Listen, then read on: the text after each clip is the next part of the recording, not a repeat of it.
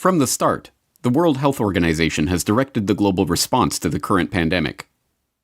From its initial monitoring of the outbreak in Wuhan and its declaration in January that there was no evidence of human-to-human transmission, to its live media briefings and its technical guidance on country-level planning and other matters, the WHO has been the body setting the guidelines and recommendations shaping the global response to this outbreak. But even the World Health Organization itself is largely reliant on funds from the Bill and Melinda Gates Foundation. The WHO's most recent donor report shows that the Bill and Melinda Gates Foundation is the organization's second largest donor behind the United States government. The Gates Foundation single-handedly contributes more to the World Health Body than Australia, Canada, France, Germany, Russia, and the UK combined. What's more, current World Health Organization Director General Tedros Adhanom Ghebreyesus is in fact, like Bill Gates himself, not a medical doctor at all, but the controversial ex-Minister of Health of Ethiopia, who was accused of covering up 3 cholera outbreaks in the country during his tenure. Before joining the WHO, he served as chair of the Gates-founded Global Fund to fight AIDS, tuberculosis, and malaria, and sat on the board of the Gates-founded Gavi, the Vaccine Alliance, and the Gates-funded Stop TB Partnership. The current round of lockdowns and restrictive stay-home orders in Western countries were enacted on the back of alarming models predicting millions of deaths in the United States and hundreds of thousands in the UK. Imperial College in London released a COVID-19 report, and that's where most of our U.S. leaders are getting the information they're basing their decision-making on. The report runs us through a few different ways this could turn out depending on what our responses are. If we don't do anything to control this virus, over 80% of people in the U.S. would be infected over the course of the epidemic, with 2.2 million deaths from COVID-19. That 2.2 million deaths also doesn't account for the potential negative effects of health systems being overwhelmed. From this evening, I must give the British people a very simple instruction. You must stay at home. Enough is enough. Go home and stay home. A statewide order for people to stay at home. The work of 2 research groups was crucial in shaping the decisions of the UK and US governments to implement wide-ranging lockdowns, and, in turn, governments around the world. The first group, the Imperial College COVID-19 Research Team, issued a report on March 16th that predicted up to 500,000 deaths in the UK and 2.2 million deaths in the US unless strict government measures were put in place. The second group, the Institute for Health Metrics and Evaluation in Bill Gates' home state of Washington, helped provide data that corroborated the White House's initial estimates of the virus effects, estimates that have been repeatedly downgraded as the situation has progressed. Unsurprisingly, the Gates Foundation has injected substantial sums of money into both groups. This year alone, the Gates Foundation has already given $79 million to Imperial College, and in 2017, the foundation announced a $279 million investment into the IHME to expand its work collecting health data and creating models. Anthony Fauci, meanwhile, has become the face of the US government's coronavirus response, echoing Bill Gates' assertion that the country will not get back to normal until a good vaccine can be found to ensure the public's safety.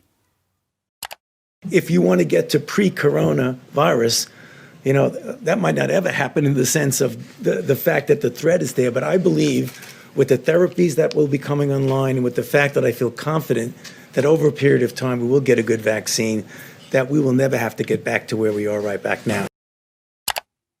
Beyond just their frequent collaborations and cooperation in the past, Fauci has direct ties to Gates projects and funding. In 2010, he was appointed to the Leadership Council of the Gates-founded Decade of Vaccines project to implement a global vaccine action plan, a project to which Gates committed $10 billion of funding. And in October of last year, just as the current pandemic was beginning, the Gates Foundation announced a $100 million contribution to the National Institute of Health to help, among other programs, Fauci's National Institute of Allergy and Infectious Diseases research into HIV.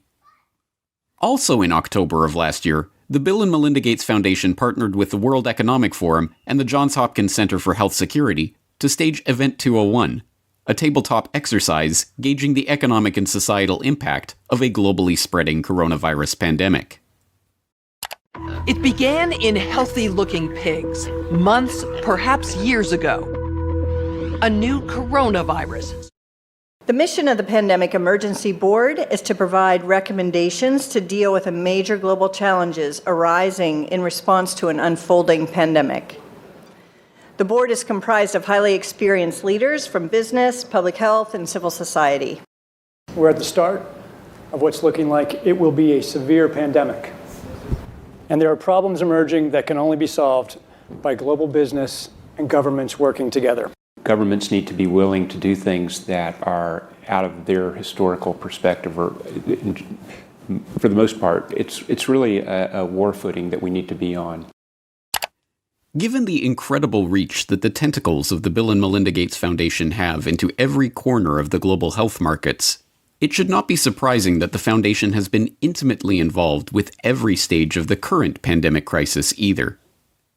In effect, Gates has merely used the wealth from his domination of the software market to leverage himself into a similar position in the world of global health. The whole process has been cloaked in the mantle of selfless philanthropy, but the foundation is not structured as a charitable endeavor. Instead, it maintains a dual structure. The Bill and Melinda Gates Foundation distributes money to grantees, but a separate entity, the Bill and Melinda Gates Foundation Trust, manages the endowment assets. These two entities often have overlapping interests, and, as has been noted many times in the past, grants given by the foundation often directly benefit the value of the trust's assets. One of my favorite parts about my job at the Gates Foundation is that I get to travel to the developing world, and I do that quite regularly. My first trip in India, I was in a person's home where they had dirt floors, no running water, no electricity, and that's really what I see all over the world. So in short, I'm startled by all the things that they don't have. But I am surprised by one thing that they do have: Coca-Cola.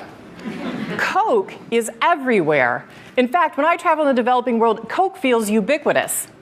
And so when I come back from these trips and I'm thinking about development and I'm flying home and I'm thinking, well, we're trying to deliver condoms to people or vaccinations, Coke's success kind of stops and makes you wonder, how is it that they can get Coke to these far-flung places?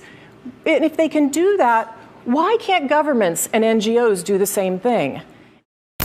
And the charity of Microsoft founder Bill Gates and his wife Melinda is under criticism following the disclosure it substantially increased its holdings in the agribusiness giant Monsanto to over $23 million.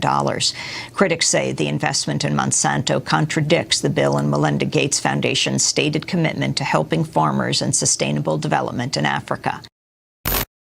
The study from the pressure group Global Justice Now paints a picture of the Gates Foundation partly as an expression of corporate America's desire to profit from Africa, and partly a damning critique of its effects. You could have a case where the initial research is done by a Gates-funded institution. The media reporting on how well that research is conducted is done. The media outlet is a Gates-funded outlet, and maybe a Gates-funded journalist from a media programme, and then the programme is implemented more widely by a Gates-funded NGO. I mean, there are some very insular circles here. Among the many criticisms, the idea that private finance can solve the problems of the developing world. Should poor farmers be trapped into debt by having to use chemicals or fertilizers underwritten by offshoots of the foundation? This is no mere theoretical conflict of interest. Gates is held up as a hero for donating $35.8 billion worth of his Microsoft stock to the foundation. But during the course of his decade of vaccines, Gates' net worth has actually doubled, from $54 billion to $103.1 billion.